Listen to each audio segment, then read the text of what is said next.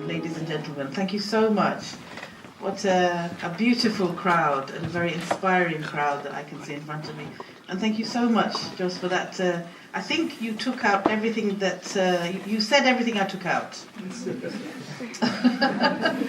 That's really great, because I thought, shall I do this as a theoretical talk? Should I do it? And then I thought, no, I'm going to use it as a personal story, because I think that we need to talk about ourselves. Usually when I stand in front of people, I'm always talking about how I'm leading this organization or that organization. And I wonder if people actually see me, who I am. And I think for my sisters here and my brothers here, that I want to say is that I want to share with you my personal journey, so that hopefully you will identify some areas and you'll be inspired.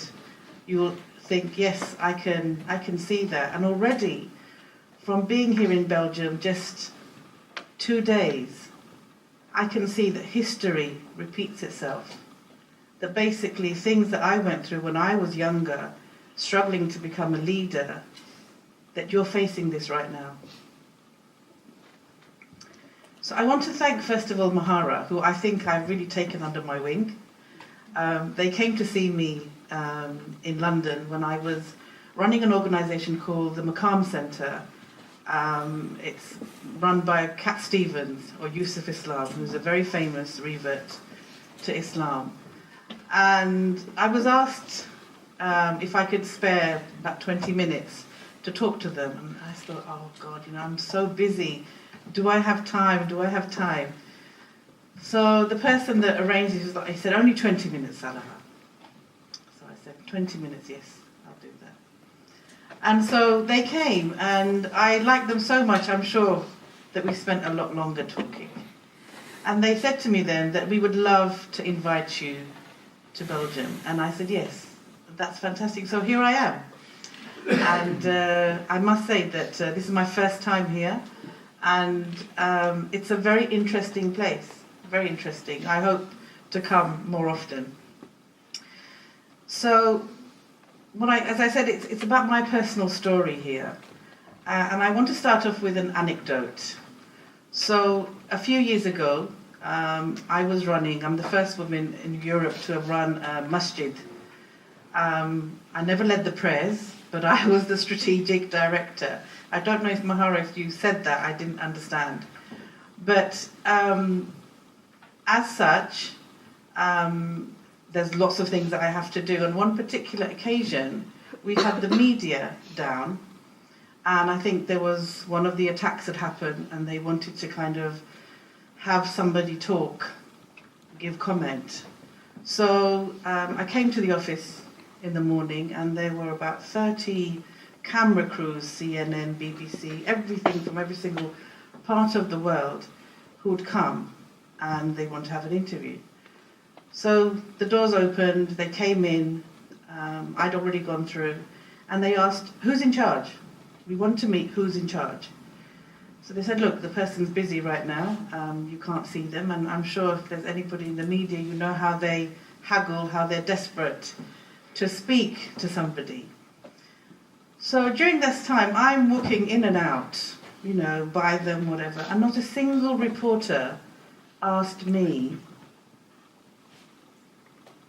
any question, anything at all. So in their mind, they have an idea of who's in charge. And that can't be a woman, can it?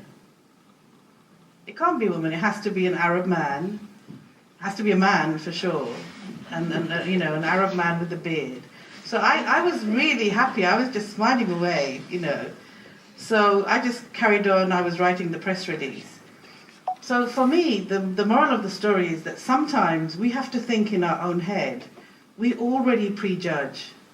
We already make decisions about who's in charge or who isn't in charge.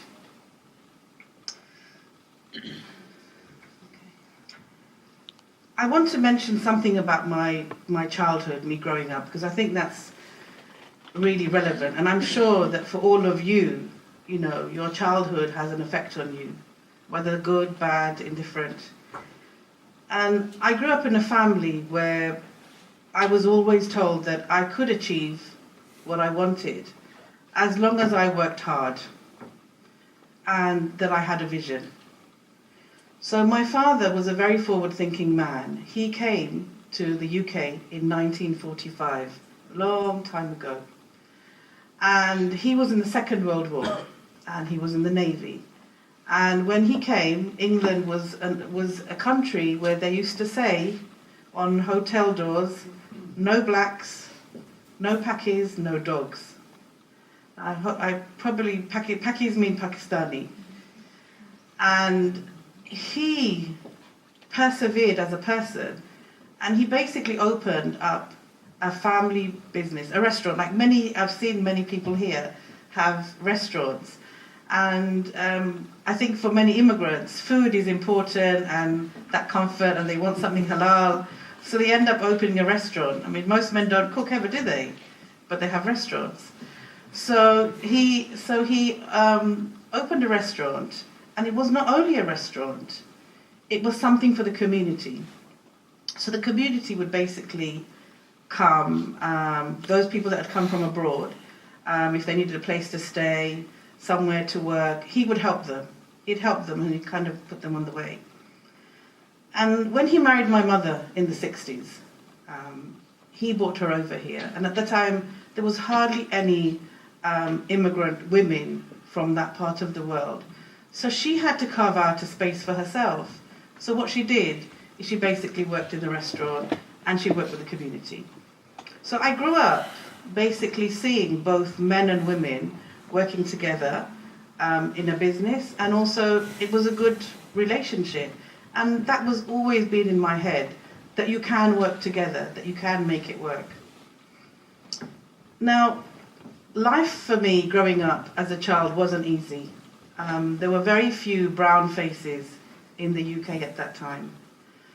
My parents hadn't gone to school there, they didn't know the educational system. All my father kept on saying is that you have to study, and as a woman I want you to study really well. He said, by studying and getting a good education, you will open up doors and opportunities that you will never find. He also added a little note and said, if you ever get married and you get divorced, you can work and look after yourself. Thankfully, I'm still married. So that really kind of got into my kind of head as the young Saleha, and I thought, yes, you know, they've come over for a reason, and I'm going to try my best to study.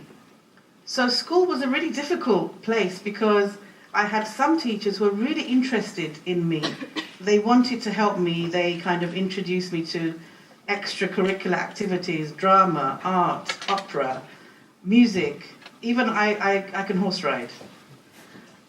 So all of those things I would never ever have the opportunity from my parents because they were working really hard, you know, trying to kind of make a living.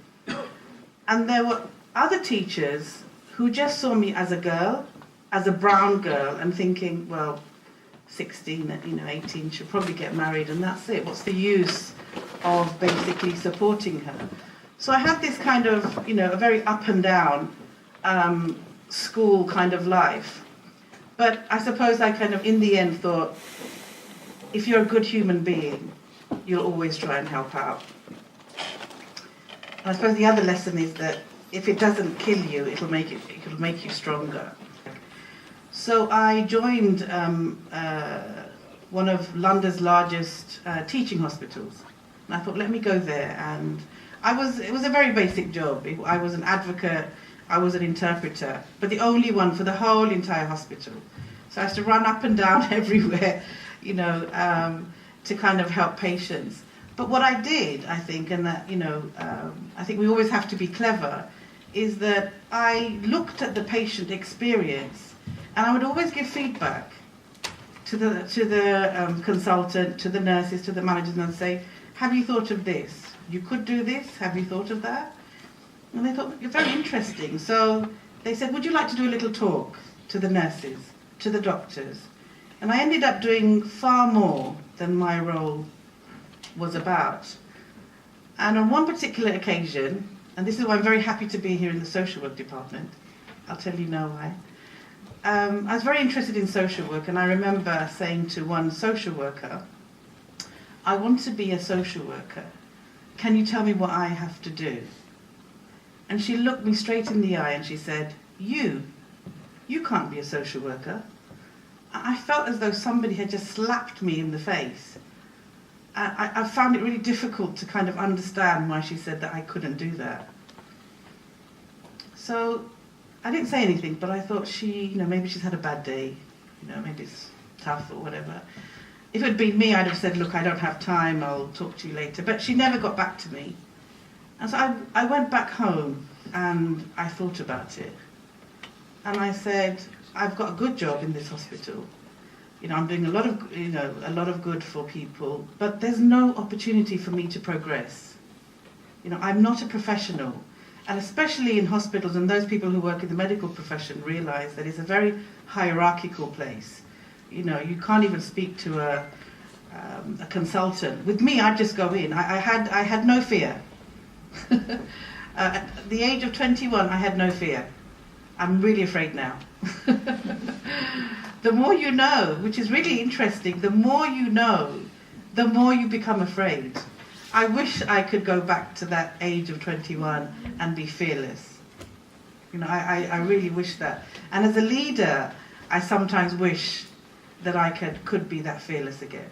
So anyhow, I pondered and I thought, you know what, I'm not going to stay here. If I want to do something for the community, then I'm going to have to go back to studying.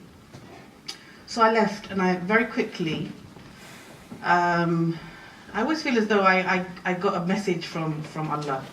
I came across this very good job in a London social services department as an unqualified social worker, with the view that I would actually get a place at university. Because at that time you had to be 25 to get into university. I think nowadays, you were saying, even in England, you can be 18 and go in. So I spent time there, and basically I applied for a place and I got it. Now the sad thing is that my father, who'd really been my mentor all these years, passed away at that time. And that really affected me significantly. I was also pregnant with my second child. And I thought, should I really carry on? Sometimes there are people in your life that are so important that you can't think any further without them. And so for me, when my father passed away, it was like, I felt as though sometimes, is life worth even living? That's how profound it was for me. And I realized that I basically went through a kind of type of depression, really. And I had to kind of go through that. And I then realized, no, I have to carry on. This is what I want to do. And so I went to the university. On another point, it was also very difficult for me at the time because I had no role model. I hadn't seen any women at that time who were, had a family, but also were career women. So I was like, can I really do this? Kind of those questions come into your mind. But, I was very fortunate that my family said, look, we're behind you and we will support you. And it wasn't easy. I think, I hadn't thought of it, but this evening I was thinking about when I did the social work degree, that I really changed as a person. One of my professors said to me, she said, Saleha, you'll open up like a box and then you'll reform, but not the same box. And what I found is that I found an interest in politics, in feminism, in so many different things that, and I suddenly was like, oh, I want to do this, I want to do that, I want to do that. And I became, I suppose, kind of quite forthright. And my husband found it very difficult. And I think there was one particular time where I thought, are we going to really stay as a family? Because it was so incredibly tough. There would be times when I'd be 3 o'clock in the morning, I'm writing my essay. And I did my dissertation on schizophrenia, and I thought I would become schizophrenic. And I remember, actually, it was really strange. There was a man outside my street, and he must have been suffering from some mental health. And as I wrote the essay, I would look at him and I would think, oh my God, what is he going through? What is he going through? So, you know, I kind of survived it, but I must say that that's more to do with my husband's kindness than me as a good woman. You know, he's a saint, but don't tell him that. Okay. So, you know, social work was a really good grounding for me. I mean, as you said, Jos, you know, the more I reflect on it, and I think that more people need to go into social work, it really equips you with so much learning for life. And if you reflect, whoa, I mean, you know, you can really transform not only yourself, but others. So, and I worked in several organizations, and I did some really interesting and rewarding work. And I worked in teams of men, I worked in teams of women, and I led teams where there were primarily women, primarily men. The best team, and I think you mentioned this is the bit you took from me, is that where you have equal men and women, that's the most effective. And it's all the things that you said, so I don't need to repeat it. But the thing is that, you know, Allah subhanahu wa ta'ala made us different. We are complementary to each other as male and female. And what I found is that when you had men and women in equal numbers, they talk more. It was like, well, why did you make that decision? Oh, because I made it because of this. Why are you doing this? You're being too straightforward. You're going ahead, you know, to the man. The woman will say, you know, we need to have more talks about this. And I found that really reassuring. So for me, you know, I think it's really important that we remember and that we don't isolate each other. It's both men and women who need to work together. So, yeah, so what I also wanted to say is that, in my opinion, anyone can become a leader. And I'm sure all of you are leaders here of some sort or another. But to become a true leader, it takes strength of mind, willingness to be able to change your views, in private and in public, to show humility and to work with those who are different to you. Because I think it's too easy to kind of keep on doing the same thing. And I've been in leadership now for over 20 years, and I'm still learning. And to stop learning in life is to die before you're really dead.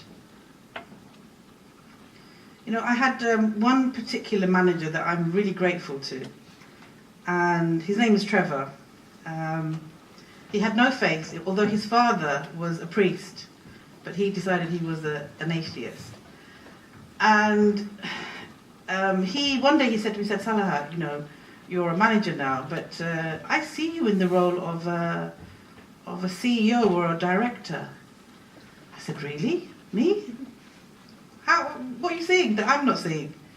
And he said, look, you know, and he kind of gave me a list of evidences in social work that you need. I said, no, Trevor, I can't do this. I have too many reasons not to do something, too many reasons to say no. And he said, look, I'm leaving and I see you as my succession. I see you taking over my role, and I'm not going to just drop you in it. I will make sure that you have the skills and the knowledge, because that's one thing that we need to know in terms of when you become a leader. You have to have the skills and knowledge.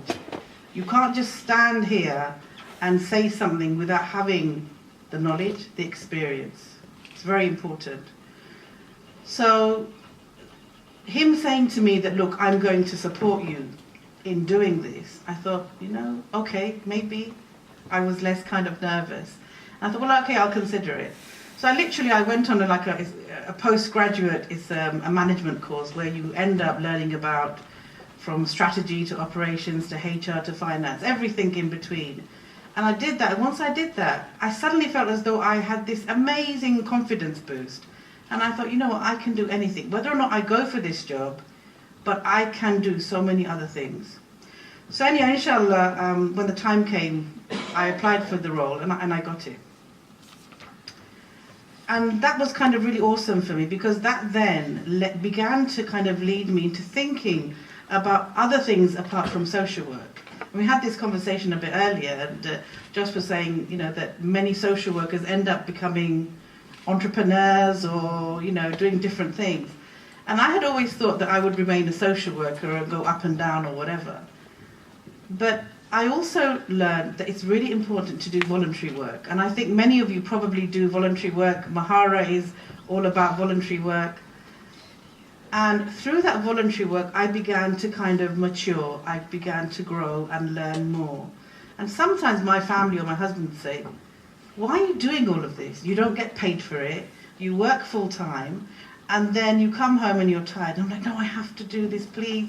It's really great, and he'd say, well, fine, that's up to you. But actually, reflecting now, there's not a single thing that I've learned that I have not used in my career. Everything that I've done, at some stage I've used in my career, which is fantastic. So if you're doing, I don't know, helping the homeless or writing notes to somebody in prison or whatever you've done or intend to do, I guarantee you it will come into play one day. I guarantee you. Okay. So, slowly but surely, my social work training, my experience, then actually changed into just becoming a leader. And a leader of many different organisations. I've worked for the NSPCC, which is UK's leading child protection agency. I've worked for the police, catching paedophiles across the world. It's called an organisation called CEOP. I've run family centres for people who've kind of abused their children and kind of need support. So I've done so many kind of various things, and then I thought I would like to really help the Muslim community because I saw that there was a deficit in terms of their kind of leadership. So I came on with a portfolio to do certain things, and I literally kind of stayed there. I just thought there's such a kind of, but it's very difficult. It's incredibly hard, and I'll tell you why in a bit. So I'm going to basically, before I talk about the men, I'm going to talk a little bit about the obstacles in the way of women and work. And I've talked about some of the things about me personally. But I recently met with Mahatma Gandhi's grandson, Raj Mohan Gandhi. And everyone knows who Mahatma Gandhi is, isn't it? Yeah? Independence of India. So his grandson, he's in his 70s himself. He's a peace activist, and he's I think he's a professor, and he's also an author. He's written at least 12 books. And I had the real privilege of meeting him. And I asked him a question about the role of women in society, and he said to me, women make up 50% of the world's population, and to ignore them is to ignore half of society's ability to contribute. Now those are profound words. So there's more than, there's probably about 75% women here. If your voice is not heard, you have nothing to offer. How do you get your voice heard? Now, as a practicing Muslim, I don't see any contradiction in my becoming a leader. Women such as our mothers, Aisha radiallahu anhu, Khadija radiallahu anhu, they were women that would have made the boys run if they were here right now, because they were absolutely awesome women. Do you not agree? Some nods at least, please. So I fully support women wanting to pursue a career and not having to feel guilty about it. And I put kind of apostrophes around the word guilty.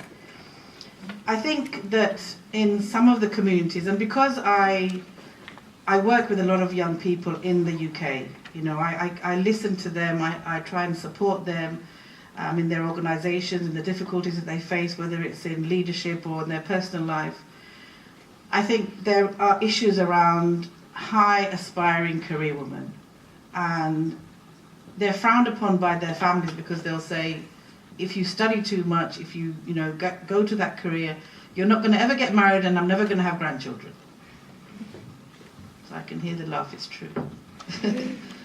And this is a challenge for women. I know really bright, amazing women who are just like, they want to do something, and then they're like, well, I want to settle down now, but I can't seem to find anybody who wants to marry me. Everyone thinks that, I'm such a high flyer that I'm not going to do anything at home, which is really strange.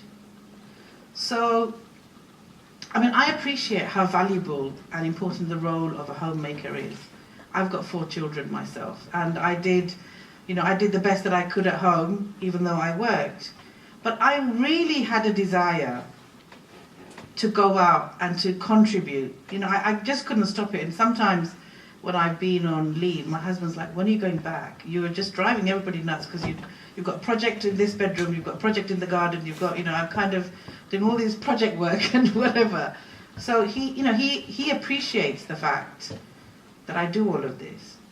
So at the same time, though, I also believe it's a woman's right not to work if she chooses. I think that so often we feel that should we, can we, do we, all of those questions are in our mind. And sadly, society doesn't give motherhood or a homemaker the same status as a career woman. If I was just a mother, would I be standing in front of you? The reality is no, I wouldn't be. And so if women were paid at being home for the skills, etc., that might be a different issue. The reality is that for many women, based on what's happening in Europe and the UK, they have to work. Some of them have to go out to work because they're more skilled. But ultimately, I think it's a woman's choice whether or not they work or not. Now, this leads me into the role of men. And I kind of realise in Belgium that you have many cultures, and we face this in the UK. I feel as though, talking to the Mahara group, that you're possibly about 30 years behind compared to the UK. Because you're still going through the things that, I went through as a young woman. And I'm like, I can't believe that there's no movement. What's going on? I really find it very difficult to understand that. How can communities be suddenly just this kind of lost in a time warp? Because the things that I'm hearing are very similar to what happened in the UK. But why is there no movement in Belgium? Now, it could be because I know it's a very difficult place in terms of, I know the reality is there is racism, there's discrimination, it's difficult. But people also face that in the UK. And I think that's something that you all need to, as men and women, need to discuss. And I think there's a hunger in young people to create change, and you should be that change. I asked somebody's mother last night, I said, what prevented you, from actually making change? And she said, because we thought somebody else was going to do it. So who's going to do it for you if it's not you? If you want to go, it's all very fine, we're going to come over and I'll talk about leadership and I can talk about theory and whatever. But actually, it's time for you now to take the baton. And I really, honestly, I think with Mahara Group, I was on TV this morning, I was doing an interview, I was interviewed yesterday. I'm sure that if you were in the UK, you'd probably be some sort of MP by now already, Khalid. And Esra will probably be some consultant. So I'm really, really, mashallah, so proud of you all. And I pray, inshallah, that you go from success to success. And I think what I would say to the and there's no elders really here, but where are they? Why are they absent? I think there is an issue of ego. There's an issue of power. There's a problem between men and women not talking, being in competition. I know best, no, I know best, and you, me, he, whatever, she. This doesn't do anything at all for any of you. This has to change. I've seen this so many times, and I don't want to go into this whole thing about feminism per se. I think that for me, I'm a feminist in my own right as a Muslim woman. I don't need to go into any political arena for that. And I've done it by showing that I've delivered things. I don't need to stand and be theoretical, because I've actually worked and run organizations. So you can people can check my credentials. And that for me is really important, that I don't want to talk, it's about action. That's really important. Now I'm going to have a go at the men.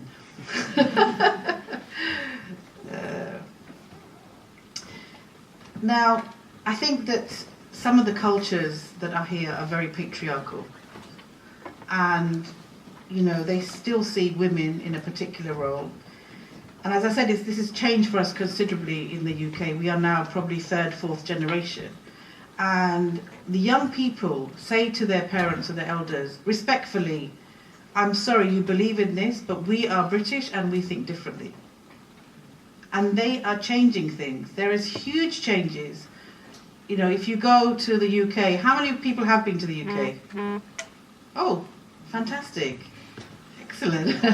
So apart from being a tourist, I hope you had the opportunity to talk to people and see, yes, there are some things that are difficult for us. I'm not denying that.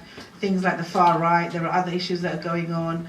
But far more than here, I think there's a lot of progress. There's a lot of progress going on.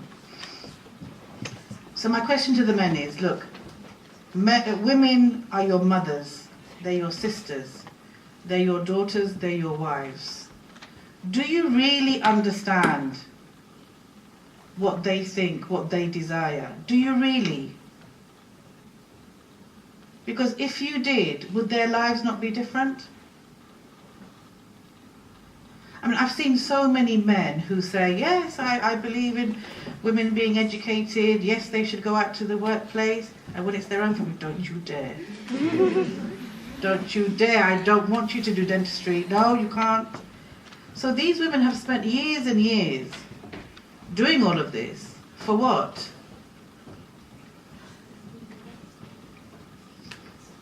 I think, nowadays, women want to feel fulfilled, and it's up to them how long that is, whether it's 10 years, 30 years like me, or whatever years, that women feel that they want to contribute to society, and therefore they should be allowed. And I think that we need to go past all the old traditions. It's sad to say sometimes some of the older generation are much more freer and some of the younger ones are much more harder, and I don't understand what that's about.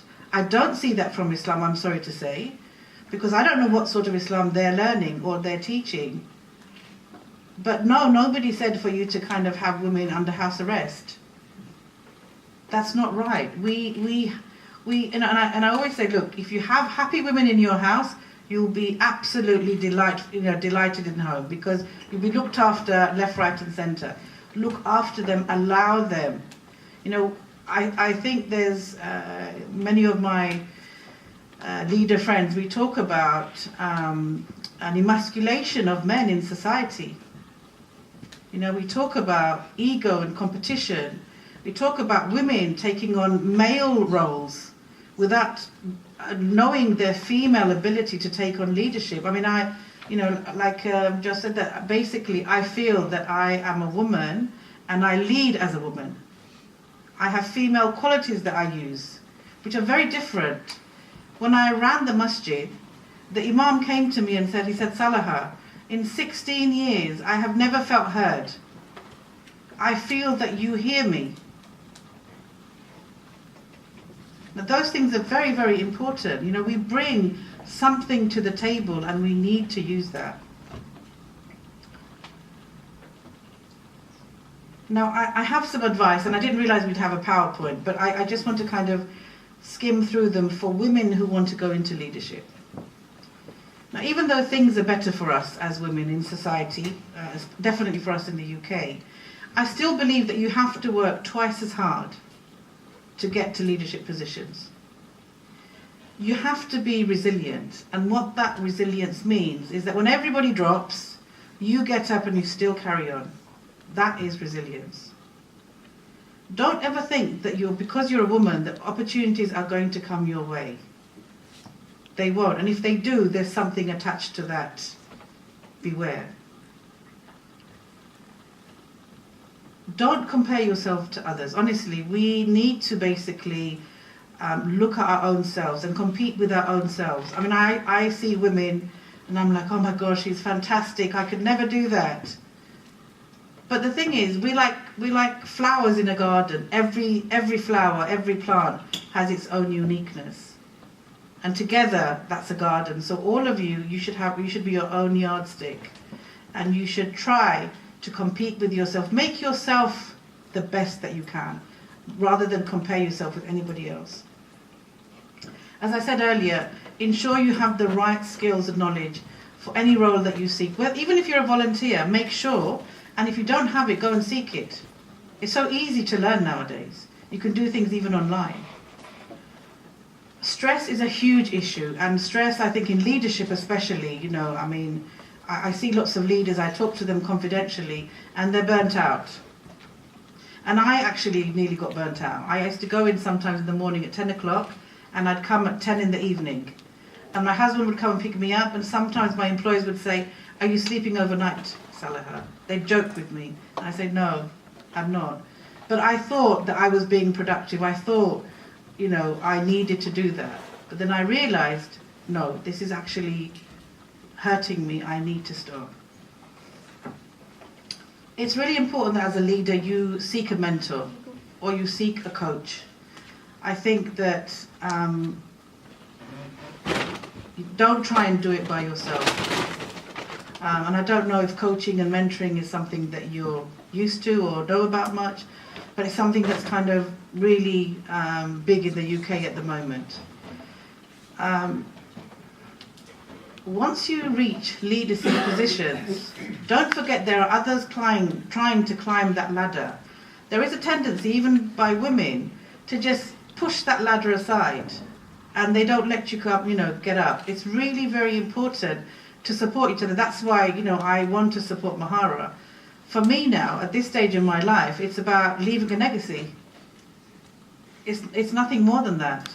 If you decide to get married and have a career, remember that even though you'll have a husband, you'll come home, and for some reason, women will still worry about the washing and the dishes and has the dinner been cooked. So you're going to have to multitask. But what I would also say is that, if you make sure that you have a group of people that you who are supportive to you.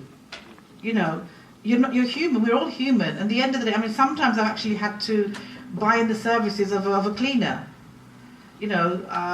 So, and that's okay. Sometimes I used to think, I've got to do the home and this, even though my husband helps out. But I think as women, we want to feel that everything is absolutely right and the kids are fine and everything. But we need to have help and support. And that's something that as women, we need to learn. We always put ourselves last and we don't ask for help. That's something that you need to think about. If something goes wrong in your partnership with your husband or whatever, and you're both working or one of you's working, don't hide the issue under the carpet. You have to get some professional help.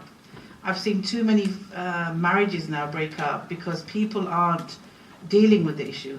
Even work aside, I think that's something that people need to kind of be aware that you need to talk this through.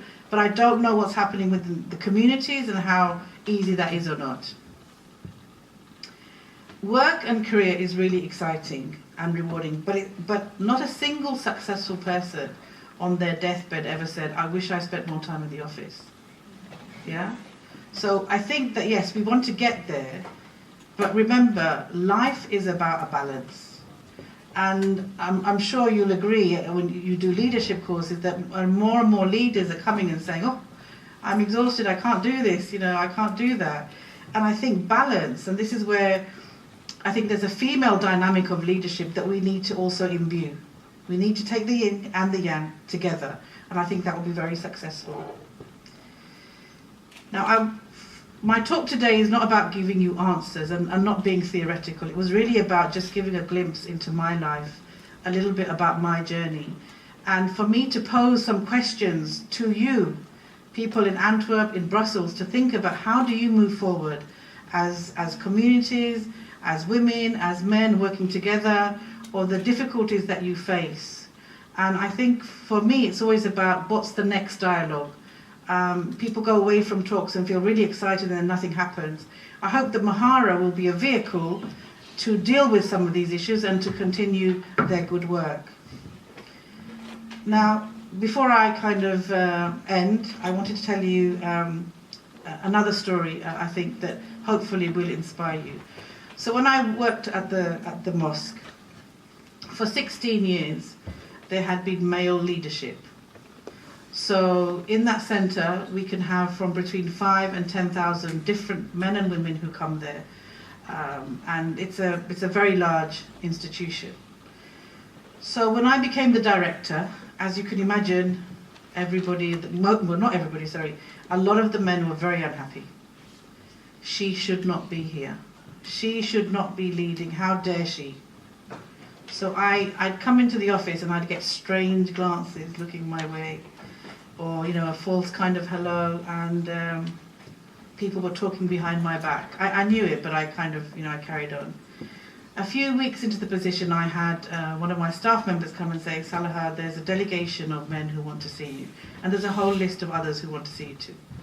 So I said, fine, I have an open door policy. I want to be transparent as a leader. Let them come in. So I had these very, leaders of the community come, and they sat down and they were like, well, I want to know about you. Are you married? What's your qualification? How much are they paying you? Every single thing they wanted to know, and of course some things I talked about, other things I didn't. But so I had several people come and do this. And by the end of a few weeks, they realized that I had the real intention to make changes for them, for their families, and the community.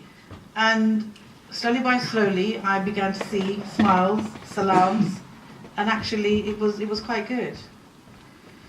Now there's always a twist to the story, so there's an evil component here. In the name of Mr. Sharadi, that's not his real name. He may be Moroccan.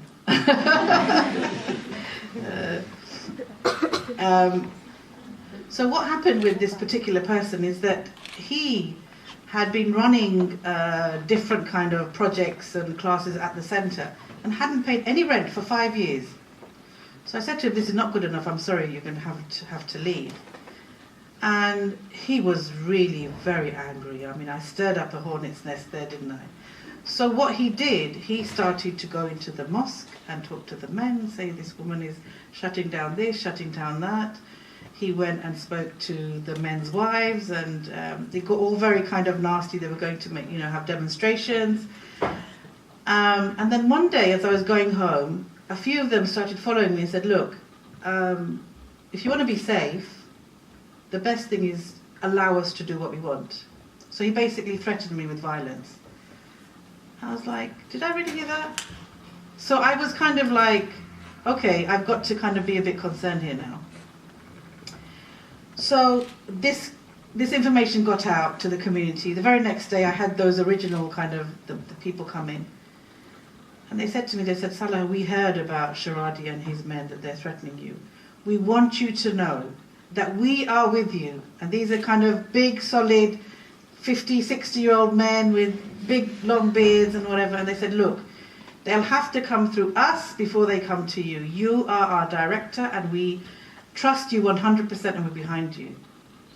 And that was absolutely amazing for me. And if you're Moroccan, you know what Moroccan men are like. Yeah, you do. And for me to get that, I was just inside. I had this big smile, a huge smile, And when Sharadi heard all of that, he just suddenly said, "Oh, I've decided to take my projects elsewhere." So it just goes to show that sometimes you can win things just by being authentic, be yourself, have your skills, have your knowledge, And inshallah, I think you can kind of go through it. So my last few words, really for you inspiring leaders out there, is that fear of the unknown and the other is what keeps us shackled. The opposite of fear is always love and acceptance. Remember that with any form of leadership comes great responsibility. The most effective leader is one that keeps everyone in sight, the strong and the weak, especially the weak. To show compassion in a world that is all about force is real strength. To be authentic even when we are vulnerable and to never give up is what true leadership is about. That is lasting legacy. Thank you.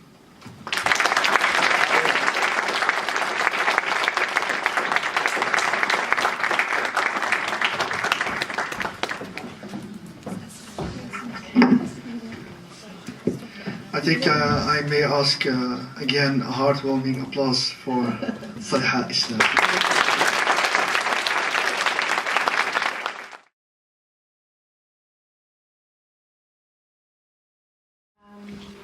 Cooperative leadership, is there any style of women really adapt to leading? I think the thing is that as a leader, you have to find your own leadership style. There's so many things out there. I remember reading something that was done in Harvard about women, how they lead, that we basically we lead from a place of empathy, so about kind of, I think that's kind of really important because most men are very authoritarian. But I think if you can lead from a place of empathy, you can be hard as well as, so you're seeing the kind of the difficulty as well as the kind of how you can make it easy. But I think mostly for me is that it is about finding what I'm comfortable with, and what I've realized is that I'm not comfortable behaving like a man, like a male leader. And that depends on each different situation. It really depends on what organization I'm working for. If I work for the police, I may work differently. If I'm working for the masjid, I may work differently. So I'm very happy to have a discussion with you afterwards if you wish. Talked about Mr. Sharad. It's through inspiring the men that you... Yes. Yeah, I mean, that's why I think that it's very important to talk to both because it is about both men and women. So women need to change in one way, but men also need to change in the other way. And if you don't have men in that discussion, then how are they going to get, how are they going to get the information? So I do believe it's important to do it to both, but there are ways of doing it. If I threaten you, if I talk to you in a kind of degrading way, I think you're just going to kind of be very, shut off from me. And if I give you kind of lots of different, that's why I think it was like questions really to you to think about, to reflect upon. And I think that, people have to go through their own personal growth. And I don't really understand, you see, for women, we talk so much. We're always trying to think things through, so we have all these kind of, is it this, is it that, is it... So we have a natural tendency to kind of do kind of counselling or therapy without even going to a therapist. But men, I think you go into your sheds. So it's important to kind of consider these things because I think also, are women important in men's lives? That's a whole question that we need to consider. Well, I thought about it. How can we find the balance in seeing one another as role model, but don't compare it? I think what I'm trying to say is that you need role models, but the thing is that should you want to become like that person? The issue is, so if I don't know what you want to aspire to or what you may already be, but if I look at you and I say, okay, you're a judge, she's fantastic, she's an amazing judge, I wish I was her, I wish I had her lifestyle, I wish I was the judge, I wish I was doing amazing cases because I'm a lawyer, but I can't become a QC. I think that's what I'm saying, the kind of whole envy thing, that ego thing, rather than saying, no, I have role models and I'm seeing that they're fantastic, but I also have qualities. I recognize my qualities and maybe I see this quality in this person. I want to be able to, for example, it might be, I want to be a really good public speaker. I like this in this woman and I want to do that. That's not saying you want to become like that person, but you want to kind of learn. So that's the distinction.